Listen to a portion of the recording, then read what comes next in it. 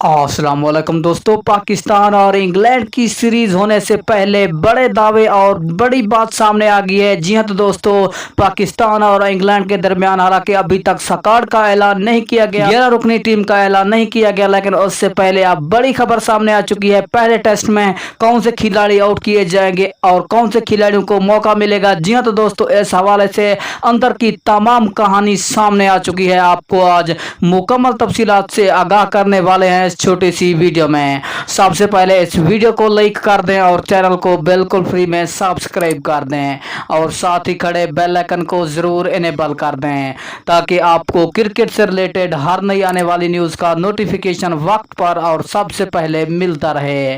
जी हाँ तो दोस्तों, आपका कोई भी कीमती वक्त ज़ाया किए बगैर बढ़ते हैं वीडियो की जानिब और सबसे पहले बात कर लेते हैं। पाकिस्तानी क्रिकेट टीम इंग्लैंड में मौजूद है और वहाँ प्रैक्टिस मैच शुरू किए जा रहे हैं। पाकिस्तानी क्रिकेट टीम आपस में मैच खेल रही है, लेकिन आज इंग्लैंड और वेस्ट इंडीज के दरमियान पहला मैच शुरू हो गया है। जी हाँ तो दोस्तों, जिसमें इंग्लैंड और वेस्ट इंडीज मध्य मुकाबले होंगी, वो मैच भी इंग्लैंड में खेला जा रहा है और पाकिस्तानी क्रिकेट टीम ने भी इंग्लैंड में इंग्लैंड का सामना करना है। और अगर आपको बताते चले कि पाकिस्तानी क्रिकेट टीम में किन खिलाड़ियों को मौका मिलेगा और किन खिलाड़ियों को बाहर किया जाने का इम्कान है, तो अंदर की कहानी सब सामने बता दी है बासित अली ने। जी तो दोस्तों, बासित अली का कहना था कि यूनिस खान कोई ऐसे कोच नहीं है कि वो खिलाड़ियों पर कोई जादू करके उसकी बैटिंग अच्छी कर ले, कोई पहाड़ जैसे रन बनाए। जी तो दोस्तों, उसका कहना था कि पाकिस्तानी क्रिकेट टीम की हमेशा से ही अच्छी बैटिंग रही है इंग्लैंड के खिलाफ। और बासित अली ने बड़ा दावा किया है कि अब फवाद आलम को पाकिस्तानी क्रिकेट टीम का हिस्सा नहीं बनाया जाएगा, बल्कि उसकी जगह इफ्तिखार अहमद को मौका दिया जाएगा। जी हाँ तो दोस्तों, बासित अली का कहना था कि फवाद आलम को आउट किया जाएगा और उसके बदले में